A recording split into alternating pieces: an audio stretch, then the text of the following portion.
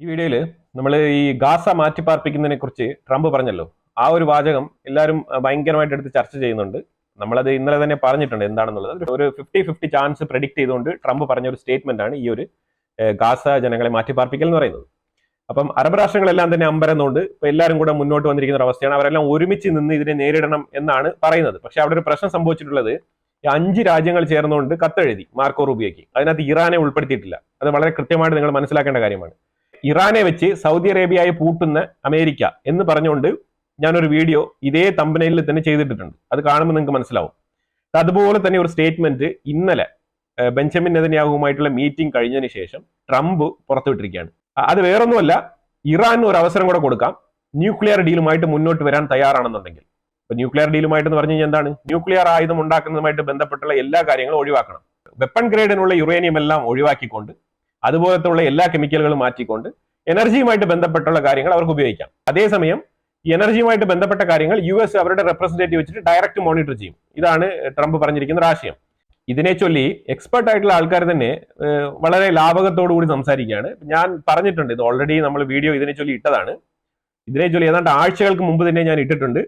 Trump ചെയ്യാൻ പോകുന്ന കാര്യം ഇതാണെന്നുള്ളത്. ഇറാനെ ബാലൻസ് ചെയ്ത് കൊണ്ടുവരും. ഇറാനെ കൊണ്ടുവന്നാൽ മാത്രമേ സൗദിയെ വരിഞ്ഞു കെട്ടാൻ കഴിയുള്ളൂ, അല്ലാതെ വേറൊരു മാർഗമില്ല. കാരണം സൗദിയെ ബാലൻസ് ചെയ്യുന്ന ഒരു രാജ്യം മിഡിൽ ഈസ്റ്റിൽ ഇറാനാണ്. അത് ആ ഒരു ജിയോ പൊളിറ്റിക്സ് ആദ്യം മനസ്സിലാക്കിക്കൊണ്ട് വേണം സംസാരിക്കാൻ. അതുകൊണ്ട് ഇറാന്റെ ജനങ്ങളുടെ ദുരിതമോ അല്ലെങ്കിൽ ഇറാന്റെ ഉള്ളിലെ പവർ സപ്ലൈ ഇല്ല, ഇറാന്റെ ഉള്ളിലെ എക്കണോമിക് ക്രൈസിസ് ആണെന്നോ, ഇതൊന്നും അമേരിക്കയെ ബാധിക്കുന്ന വിഷയമല്ല. അതാദ്യം മനസ്സിലാക്കിക്കോളൂ. ഇറാന്റെ ഉള്ളിൽ ആരെങ്ങനെ കിടന്നാൽ അമേരിക്കയ്ക്ക് എന്താണ്? പ്രത്യേകിച്ച് ട്രംപിന് എന്താണ്? ഒരു കുഴപ്പമില്ല. ട്രംപ് ഇറാനെ ഒരു ഗേറ്റ് ഓപ്പൺ ചെയ്ത് കൊടുക്കുന്ന പോലെ ചില വിഷയങ്ങളൊക്കെ സംഭവിക്കും. ഇത് നമ്മൾ പണ്ടേ പറഞ്ഞിട്ടുണ്ട്. കാരണം വേറെ ഒന്നുമല്ല, സൗദി വിടാപ്പിടിയാ നിൽക്കുകയാണ്. കാരണം ഈ ഒരു പാലസ്തീനിയൻ സ്റ്റേറ്റ് എന്ന് പറഞ്ഞാൽ ആ ഒരു 2 സ്റ്റേറ്റ് തിയറി തന്നെയാണ്. 2 സ്റ്റേറ്റ് തിയറി ഇനി അമേരിക്കയുടെ മുന്നിൽ ഇല്ല എന്നുള്ളതാണ് മനസ്സിലാക്കേണ്ടത്. അത് എത്ര വട്ടം ഇല്ല എന്ന് പറഞ്ഞിട്ടും സൗദി അറേബ്യയാണ് ഇതിനെ ഇനിഷ്യേറ്റ് ചെയ്ത് മുന്നോട്ട് കുത്തിത്തിരികെ കൊണ്ടുവരുന്നത്. ഇപ്പൊ സൗദി അറേബ്യ 2 സ്റ്റേറ്റ് തിയറിയിൽ നിന്ന് മാറി നിൽക്കുകയാണെന്നുണ്ടെങ്കിൽ അതെന്തോ ആയിക്കോട്ടെ, സൗദിയുമായിട്ട് ബന്ധപ്പെട്ട വിഷയമല്ല എന്ന് പറഞ്ഞു കഴിഞ്ഞാൽ കഴിഞ്ഞ വിഷയം. പിന്നെ ഒറ്റൊരുത്തൻ ഇതിനെ താങ്ങി നിൽക്കത്തില്ല. പക്ഷെ സൗദി അറേബ്യ അങ്ങനെ ചെയ്യുന്നില്ല. കാരണം സൗദി അറേബ്യക്ക് ഉള്ളിൽ കുറെ ഓർത്തഡോക്സ് ആയിട്ടുള്ള മുസ്ലിംസ് ഉണ്ട്. ഈ വഹാബിസം, സലബിസം, മുജാഹിദ് ഇതെല്ലാം പൊട്ടിപ്പുറപ്പെട്ടത് ഈ ഒരു സൗദി അറേബ്യയ്ക്ക് ഉള്ളിൽ നിന്നാണ്. അതാദ്യം നമ്മൾ മനസ്സിലാക്കണം. ഈ തീവ്രവാദത്തിന് തന്നെ ആദ്യം തിരി കൊളുത്തി വിട്ടത് തന്നെ ഇതിന്റെ മൂല കാരണം തന്നെ ഈ സൗദി അറേബ്യയ്ക്ക് ഉള്ളിൽ നിന്നാണ്. വഹാബിസമാണ് ഇതിന്റെ ഏറ്റവും വലിയ മൂല കാരണം. സൗദി അറേബ്യ കുറച്ചൊക്കെ നിർദ്ദേശങ്ങൾ മുന്നോട്ട് വെച്ചിട്ട് ഇതിനെക്കുറിച്ച് കൺട്രോൾ ചെയ്യാൻ ശ്രമിച്ചപ്പോഴാണ് ഇത് സൗദി അറേബ്യയ്ക്ക് പുറത്തുപോയ ആൾക്കാർ പല പല രാജ്യങ്ങളിൽ പ്രവർത്തനം ചെയ്യാൻ തുടങ്ങി. പിന്നെയാണ് ഏറ്റവും കൂടുതൽ ബ്രദർഹുഡിന്റെ ആൾക്കാർ കൂടുതൽ ഇതിനകത്ത് ഇൻവോൾവ് ആവാൻ തുടങ്ങിയത്. ഈ ബ്രദർഹുഡ് എന്ന് പറഞ്ഞാൽ പ്യൂർലി ഒരു തുർക്കി മാനുഫാക്ചറിങ് പ്രൊഡക്റ്റ് ആണ്. ഇപ്പുറത്ത് വഹാബിസം, സലഫിസം ആ രീതിയിലുള്ള കാര്യങ്ങൾ, ഈ സൈഡിൽ തുർക്കിയുടെ ഭാഗത്ത് നിന്ന് ബ്രദർഹുഡിന്റെ ആൾക്കാർ. പക്ഷെ ഇവരുടെ ആശയങ്ങളെല്ലാം ഒന്നാണ്. ഈ സൗദിയിൽ നിന്നും പൊട്ടിപ്പുറപ്പെട്ട് പോയതാണല്ലോ ഒരു ഖിലാഫത്ത് പ്രസ്ഥാനം. ആ പ്രസ്ഥാനം പോയി നിന്ന് പടർന്ന് പന്തലിച്ചതല്ലേ ഈ ഒരു ഓട്ടോമൻ എംപറർ എന്നൊക്കെ പറയുന്നത്. അപ്പൊ അവിടെ ഈ ആശയങ്ങൾക്കൊക്കെ ഒരു രീതിയിലുള്ള വിയോജിപ്പുമില്ല. എല്ലാ ആശയങ്ങളും ഒന്ന് തന്നെയാണ്. എൻഡ് ഓഫ് ദ ഡേ നമ്മൾ എല്ലാവരും കൂടെ ഒരുമിച്ച് ചേരുക എന്നുള്ളതാണ് ഇവരുടെ ആശയം. പക്ഷെ അവർ മുസ്ലിം ആയിരിക്കണം, അത്രേ ഉള്ളൂ. മുസ്ലിം ഉമ്മ എന്ന് പറയും. മുസ്ലിം ഉമ്മ എന്ന് പറഞ്ഞാൽ നമ്മളെല്ലാം ഒരു കൂടക്കീടില് മുസ്ലിം എന്ന് പറഞ്ഞ ആ ഒരു ഐഡന്റിറ്റിയിലായിരിക്കണം. ട്രംപിന്റെ ഈ ഒരു ഒറ്റ വാചകം കൊണ്ടുവരുന്നത് ഇസ്ലാമിക് രാജ്യങ്ങളുടെ ഒരു യൂണിറ്റിയാണ് കൊണ്ടുവരാൻ ശ്രമിക്കുന്നത്. പക്ഷേ ഇസ്ലാമിക് രാജ്യങ്ങളുടെ യൂണിറ്റി അവിടെ അടിപതറും. അതിൽ കാരണങ്ങൾ ഒരുപാടുണ്ട് എന്നുള്ളതാണ് നമ്മൾ മനസ്സിലാക്കേണ്ടത്. ഇനി അതിനെക്കുറിച്ച് നമ്മൾ ഡീറ്റെയിൽ ആയിട്ട് വേറൊരു വീഡിയോ തന്നെ ചെയ്യാം. പിന്നെ ആദ്യ കാലഘട്ടത്തിൽ പ്രോഫറ്റ് മുഹമ്മദ് ഈ പ്രോഫറ്റ് ആയിട്ട് പ്രഖ്യാപനം നടത്തി, മക്കയിൽ പ്രഖ്യാപനം നടത്തി. ആ പ്രഖ്യാപനം നടത്തിയിട്ടും എല്ലാവരും ഉടനെ ഇമ്മീഡിയറ്റ് ആയിട്ട് ആഹിർ 10 അനുയായികളും കുറച്ചൊരു 40 പേരും കൂടെ ചേർന്നിട്ടാണ്, ഈ അബൂബക്കർ സിദ്ദീഖിന്റെ കയ്യിലാണ് കുറച്ച് പൈസ ഉണ്ടായിരുന്നത്. ഇവരെല്ലാവരും കൂടെ ചേർന്നിട്ടാണ് ഈ മക്കയിൽ താമസിക്കാൻ പറ്റാതെയാണ് ഒരു മദീനയിലേക്ക് ഇവർ റീലൊക്കേറ്റ് ചെയ്യുന്നത്. ആ മദീനയിലേക്ക് പോകുന്ന സമയത്ത് അവിടെ കുറെ ജൂവിഷ് ഉണ്ടായിരുന്നു. അപ്പൊ ഈ ജൂവിഷിന്റെ ആൾക്കാരുമായിട്ട് ബന്ധപ്പെട്ട് ഇവർ ഈ ഖദീജ എന്ന് കേട്ട കഥകളും കാര്യങ്ങളൊക്കെ ഉണ്ട്. വറക്ക ബിൻ നൗഫൽ അടുത്തുള്ള എക്സ്പീരിയൻസ് ഉണ്ട്. പിന്നെ ഈ പ്രോഫറ്റ് മുഹമ്മദിന് എഴുതാനും വായിക്കാൻ അറിയത്തില്ല. അതുകൊണ്ട് ഈ കഥകളൊന്നും പല കാര്യങ്ങളും പ്രോഫറ്റ് മുഹമ്മദിന് അറിയാത്ത കാര്യങ്ങളൊക്കെ ഖുറാനിലുണ്ട് എന്നൊക്കെ പറയപ്പെടുന്നുണ്ട്. പക്ഷെ അതിനൊക്കെ ക്ലെയിം എന്ന് പറഞ്ഞാൽ അതൊക്കെ പല രീതിയിലുള്ള ക്ലെയിമാണ്. ഈ പ്രോഫറ്റ് മുഹമ്മദിനെ അറിയാമോ ഇല്ലയോ എന്നുള്ളതൊക്കെ ഇവർക്ക് എങ്ങനെ മനസ്സിലായി? പ്രോഫറ്റ് മുഹമ്മദ് എന്ന് പറഞ്ഞ വ്യക്തി ഈ ഒരു ഒട്ടകം എടുത്തുകൊണ്ട് ഡമസ്കസ് ഉൾപ്പെടെയുള്ള മെഡിറ്ററേനിയൻ ഏരിയ മൊത്തം കറങ്ങി നടന്ന് കച്ചവടം ചെയ്തിരുന്ന വ്യക്തിയാണ് ഈ ഒരു പ്രോഫറ്റ് മുഹമ്മദ്. ഈ കച്ചവടം ചെയ്യുന്ന വ്യക്തി കണക്ക് പോലും അറിയത്തില്ലേ? പൈസ എത്ര കൊടുത്ത് എത്ര മേടിക്കണം, അല്ലെങ്കിൽ എന്ത് സാധനം കൊടുത്ത് എത്ര തിരിച്ചു മേടിക്കണം, എത്ര കിലോ കൊടുത്ത് എത്ര മേടിക്കണം, എത്ര നമ്പർ മേടിക്കണം, ഇതൊന്നും അറിയത്തില്ലേ? ഇതൊക്കെ അറിയാം. ഈ ഒരു ജൂവിഷ് ആൾക്കാരാണ് ഈ യഹൂദരായിട്ടുള്ള ആൾക്കാർ. അതായത് ഈ മക്ക മദീന പ്രദേശത്ത് ആ ഒരു സൗദി അറേബ്യയുടെ ചുറ്റുപാടിലൊക്കെ താമസിച്ചിരുന്ന ഈ ഒരു യഹൂദ ഗോത്രങ്ങൾ, അവരുടെ കിബ്ല എന്ന് പറഞ്ഞ പ്രെയർ ഡയറക്ഷൻ, അത് ശരിക്കും പറഞ്ഞാൽ ഈ ഒരു ജെറുസലേം ടെമ്പിൾ ഇരുന്ന അവരുടെ ലൊക്കേഷൻ ആയിരുന്നു.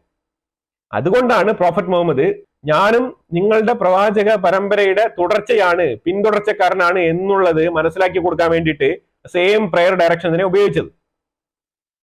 ഇതൊക്കെ പ്രവാചകത്വം സ്ഥാപിക്കാനുള്ള ആ ഒരു തത്രപ്പാടിൽ നടന്ന സംഗതികളാണ്.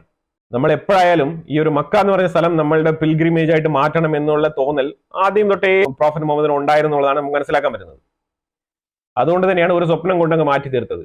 ഈ കിബില മാറ്റി ആ ഒരു സംഭവം ശരിക്കും പറഞ്ഞാൽ ഈ സ്ഥലം ഉപേക്ഷിച്ചിട്ട് ആ സ്ഥലം എടുക്കാനുള്ളതല്ലേ. അതിന് പകരം ഇവര് ഈ കിബില മാറ്റിയത് തന്നെ ഒരു ആഘോഷമായിട്ട് എടുത്തുകൊണ്ട് ഈ സ്ഥലം വീണ്ടും ഞങ്ങളുടെ പുണ്യസ്ഥലമാണെന്ന് ആരോപിച്ചുകൊണ്ടിരിക്കുകയാണ്. അതാണ് ഇപ്പൊ സംഭവിച്ചുകൊണ്ടിരിക്കുന്നത്. അതായത് പ്രോഫറ്റ് മുഹമ്മദ് നിങ്ങൾ ഈ സ്ഥലം കളഞ്ഞേക്കൂ, ഇതിനി വേണ്ട, നമുക്ക് മറ്റേ സ്ഥലം മതി എന്ന് പറഞ്ഞ് പോയ സ്ഥലമാണ് ഇപ്പൊ വീണ്ടും ഇവർ കെട്ടിപ്പിടിച്ചുകൊണ്ട് അവിടെ ഇരിക്കുന്നത്. ഇപ്പൊ ഇറാൻ ഇപ്പോൾ ഒരു ന്യൂക്ലിയർ ഡീലിന്റെ ഓപ്ഷൻ കൊടുത്തിരിക്കുന്നത് വേറെ ഒന്നും കൊണ്ടല്ല, സൗദിയെ ഒരു ബാലൻസിൽ കൊണ്ടുവരാൻ വേണ്ടിയിട്ടാണ്. കാരണം സൗദി ഒരുപാട് പിടിമുറുക്കുന്നുണ്ട്. വേറെ ഒന്നും കൊണ്ടല്ല, സൗദിക്ക് പെട്രോ ഡോളറിൽ വീണ്ടും സൈൻ ചെയ്യേണ്ടി വരുമോ എന്നുള്ളൊരു പേടി ഒരു സൈഡിൽ. രണ്ടാമത്തെ കാര്യം, ഈ ഒരു പാലസ്തീൻ സ്റ്റേറ്റ് എന്ന് പറഞ്ഞ് സൗദി ഉറച്ചു നിൽക്കുന്നത് ഇതുകൊണ്ട് തന്നെയാണ്. അതായത് ഏതെങ്കിലും ഒരു സ്ഥലത്ത് അത് പാലസ്തീനിയൻ സ്റ്റേറ്റ് കോംപ്രമൈസ് ചെയ്യണം എന്നുണ്ടെങ്കിൽ ഒന്നെങ്കിൽ ഇസ്രായേൽ സൗദി നോർമലൈസേഷൻ, അല്ലാന്നുണ്ടെങ്കിൽ പെട്രോ ഡോളറിന്റെ ആ ഒരു എഗ്രിമെന്റ് പുതുക്കുക. ഈ രണ്ട് കാര്യങ്ങൾ സൗദി വളരെ വളരെ നിർണായകമായിട്ട് US നോക്കി കാണുന്നുണ്ട്. പക്ഷെ US മറിച്ച് പെട്രോ ഡോളറിനെ സൗദിയെ കൊണ്ട് സൈൻ ചെയ്യിപ്പിക്കും. അത് സൈൻ ചെയ്യുന്നില്ല എന്നുണ്ടെങ്കിൽ ഇറാന്റെ എണ്ണ കോമൺ മാർക്കറ്റിലേക്ക് വരും. നിങ്ങൾ ആലോചിച്ച് വെച്ചത്, ഞാനിപ്പോ വെറുതെ പറയുന്നില്ല, ഉറപ്പുള്ള കാര്യമാണ്. സൗദി പെട്രോ ഡോളർ സൈൻ ചെയ്യുന്നില്ല എന്നുണ്ടെങ്കിൽ ഇറാന്റെ എണ്ണ മാർക്കറ്റിൽ ഇറങ്ങും. സൗദിക്ക് പെരുത്തടിയാവും. സൗദിയെ ശരിക്കും വരിഞ്ഞു മുറുക്കാനിരിക്കുന്നതേ ഉള്ളൂ. സൗദി ഈ കാണിക്കുന്ന ഈ ഒരു ഡ്രാമയൊന്നും അല്ല. അതായത് ഈ ഒരു ജസ്റ്റ് ഞങ്ങൾ പാലസ്തീനിയൻ സ്റ്റേറ്റ്, ഇതൊക്കെ സൗദി വിട്ടൊഴിഞ്ഞു പോകേണ്ടി വരും. നിങ്ങൾ നോക്കി, ഈ ഒരു പാലസ്തീനിയൻ സ്റ്റേറ്റ് എന്ന് പറഞ്ഞ് ഇങ്ങനെ വലുതായിട്ട് ഇങ്ങനെ ഘോര പറഞ്ഞുകൊണ്ടിരിക്കുന്നില്ലേ, ഇതിൽ നിന്നൊക്കെ സൗദി മാറേണ്ടി വരും.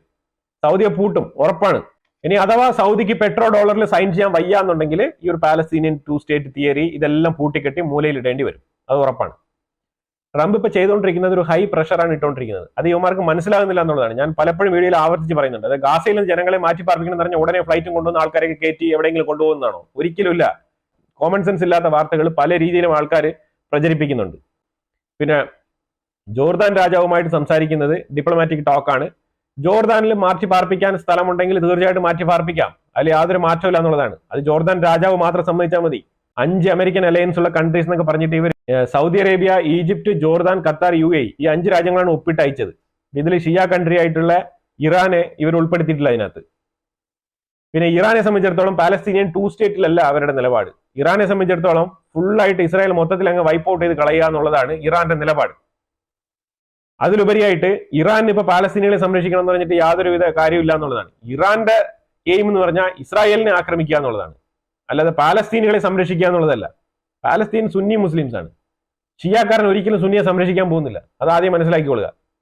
ഇനി ഈ പനാമ കനാലുമായിട്ട് ബന്ധപ്പെട്ട് മാർക്കോ റൂബിയോ സംസാരിച്ചിട്ട് വന്നല്ലോ, അതിന്റെ ഡെവലപ്മെന്റ്സ് ഉണ്ടായിട്ടുണ്ട്. ആ ഡെവലപ്മെന്റ്സിൽ എന്താണ് സംഭവം എന്ന് പറഞ്ഞാൽ, പനാമ കനാൽ US ഷിപ്പുകൾ, US വെസലുകൾക്കെല്ലാം തന്നെ ഇപ്പം ടാക്സ് ചാർജ് ചെയ്യുന്നില്ല എന്നുള്ളതാണ്. ടാക്സ് ഇളവ് കൊടുത്തിരിക്കുകയാണ്.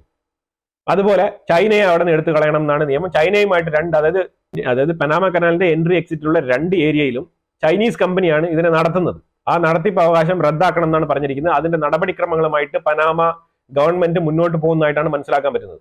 ചൈനയെ പനാമ കനാലിൽ നിന്ന് എടുത്തു കളഞ്ഞിരിക്കുകയാണ് America. Panama canal America agreement sign ചെയ്ത് കൊടുത്തിരിക്കുന്നത് പനാമയ്ക്കാണ്, ചൈനയ്ക്കല്ല. ഈ ഒറ്റ സ്റ്റേറ്റ്മെന്റ് ആണ് പറഞ്ഞത്. എത്രയും വേഗം ഈ ചൈനീസ് കമ്പനികളെ അവിടെ നിന്ന് മാറ്റണം എന്നാണ് പറഞ്ഞിരിക്കുന്നത്. അപ്പൊ അത് മാറ്റുന്നില്ല എന്നുണ്ടെങ്കിൽ ഫർദർ നടപടിക്രമങ്ങളുമായിട്ട് മുന്നോട്ട് പോകും. അപ്പൊ ആ ഫർദർ നടപടിക്രമങ്ങൾ തടയാൻ വേണ്ടിയിട്ടാണ് പനാമ ഗവൺമെന്റ് അമേരിക്കൻ വെസൽസിന് ടാക്സ് എക്സംഷൻ കൊടുത്തിരിക്കുന്നത്, ടാക്സ് ഇളവ് കൊടുത്തിരിക്കുന്നത്.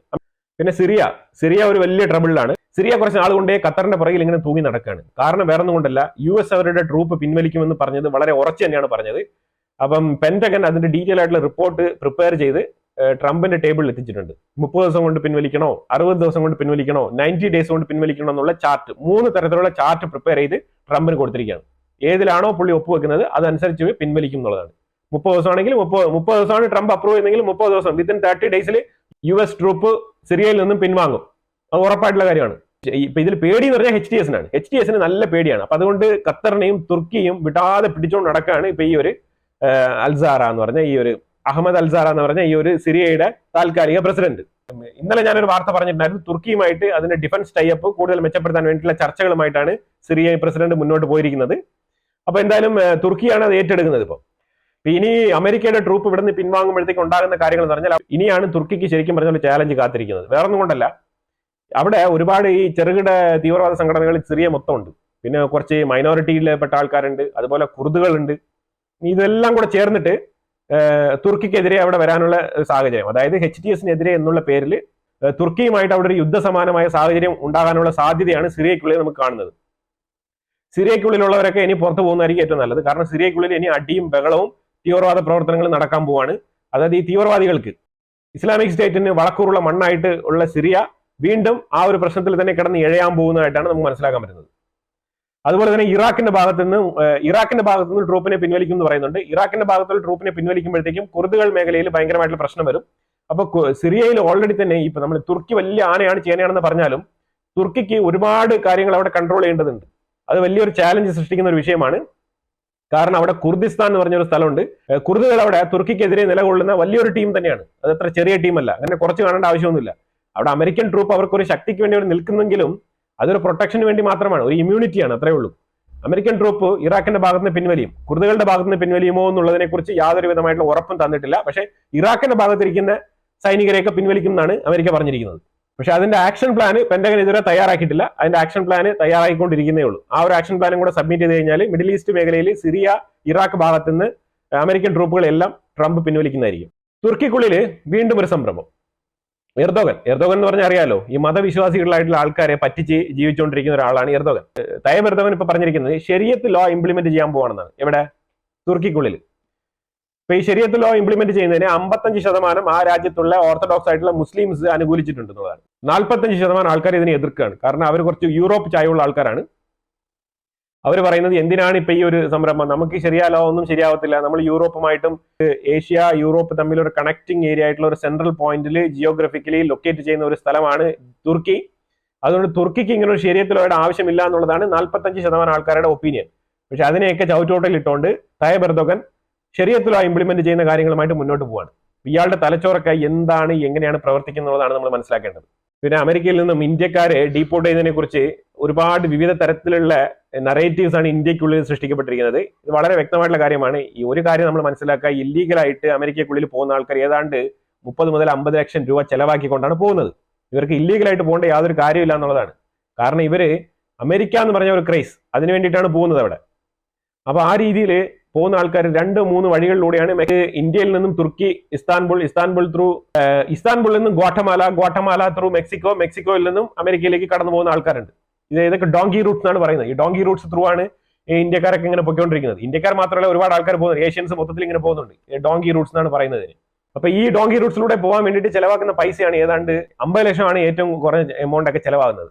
ഈ അമേരിക്കയിലേക്ക് ആൾക്കാരെ കടത്തി വിടുന്നത് കൊണ്ട് ഒരുപാട് റവന്യൂ ഉണ്ടാക്കുന്ന രാജ്യമാണ് മെക്സിക്കോ. അതാദ്യം മനസ്സിലാക്കുക. ഓരോ സ്ഥലങ്ങളിലും ലക്ഷക്കണക്കിന് പൈസ എണ്ണി കൊടുത്തിട്ടാണ് ഈ ഒരു കുടിയേറ്റക്കാർ അങ്ങോട്ട് പോകുന്നത്, ഇല്ലീഗൽ കുടിയേറ്റക്കാർ. അതാദ്യം മനസ്സിലാക്കുക.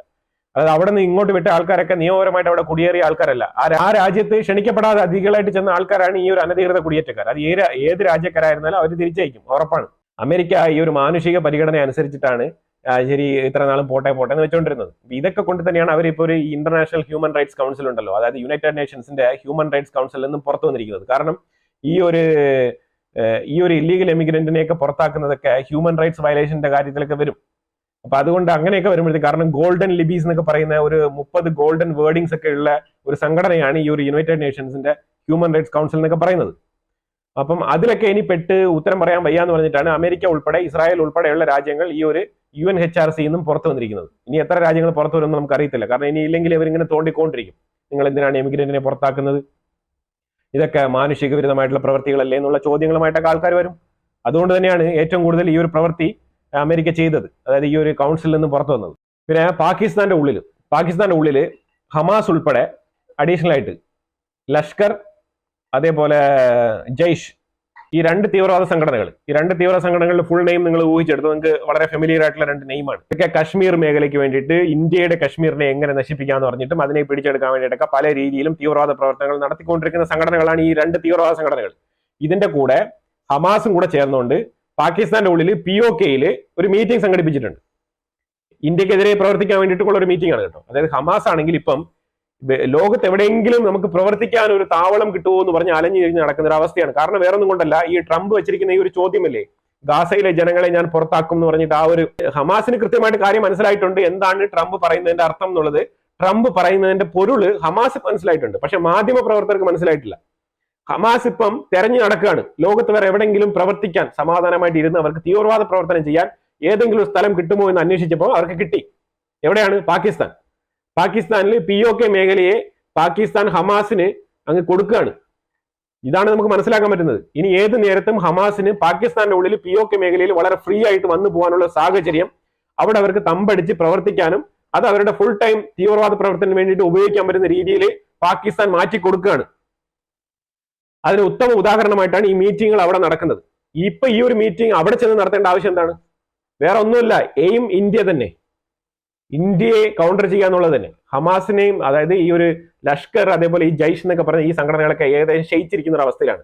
അവർക്കൊന്നും പ്രവർത്തിക്കാൻ കഴിയുന്നില്ല. കാരണം അത്രമാത്രം താലിബാന്റെ ഡോമിനേഷൻ ഈ പാകിസ്ഥാൻ മേഖലയിലുണ്ട്. അത് പോരാഞ്ഞിട്ട് POKയിൽ പണ്ടത്തെ പോലെ ഇന്ത്യയെ അനുകൂലിക്കുന്ന ആൾക്കാരുടെ എണ്ണം POKയിൽ കൂടുതൽ വർദ്ധിച്ചിട്ടുണ്ടെന്നുള്ളതാണ് മനസ്സിലാക്കാൻ പറ്റുന്നത്.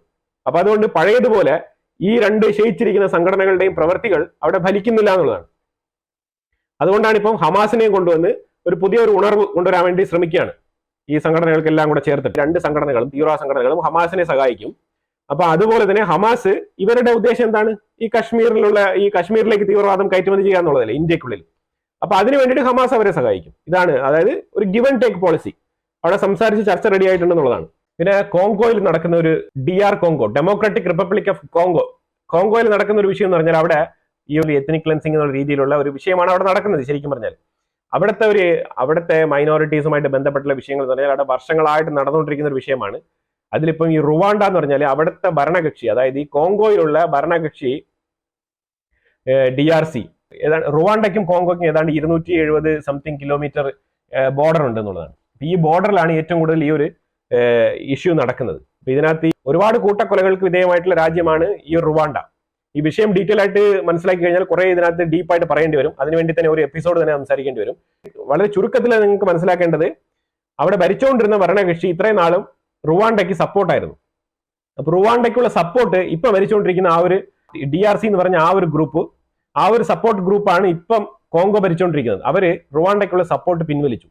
റുവാണ്ടയ്ക്കുള്ള സപ്പോർട്ട് പിൻവലിച്ചു കഴിഞ്ഞാൽ അപ്പൊ അവർ പേടിക്കുന്നത് റുവാണ്ടയ്ക്കുള്ളിൽ വീണ്ടും ഒരു എത്നിക് ക്ലെൻസിംഗ് പോലത്തെ ചില വംശഹത്യകൾ നടക്കാൻ സാധ്യതയുണ്ട് എന്നുള്ളത് ഒരു മുൻകരുതലായിട്ട് റുവാണ്ട ചിന്തിക്കുന്നുണ്ട്. അതുകൊണ്ട് റുവാണ്ട കുറച്ച് ആൾക്കാരെ ഈ M23, അതായത് മാർച്ച് 23 മൂവ്മെന്റ് എന്ന് പറയുന്നത് അവിടെ 2018 മാർച്ചിൽ ഒരു ഇതേപോലെ ഒരു കലഹം ഉണ്ടായിട്ടുണ്ടായിരുന്നു, ഒരു കൂട്ടക്കൊലകൾ നടന്നിട്ടുണ്ടായിരുന്നു. അപ്പൊ അതിന്റെ ഓർമ്മപ്പെടുത്തലിന്റെ ഭാഗമായിട്ടാണ് M23 റിബൽസ് ഗ്രൂപ്പ് എന്ന് പറഞ്ഞൊരു ഗ്രൂപ്പ് രൂപീകരിച്ചിരിക്കുന്നത്. അപ്പൊ ആ ഗ്രൂപ്പ് ശരിക്കും പറഞ്ഞാൽ റുവാണ്ടയുടെ ബാക്കപ്പ് ഉണ്ട് എന്നാണ് മനസ്സിലാക്കാൻ പറ്റുന്നത്.